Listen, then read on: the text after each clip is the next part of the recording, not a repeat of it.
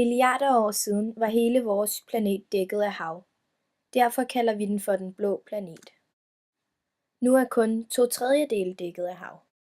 Havet er en nødvendighed for os mennesker, hvis vi ønsker at leve.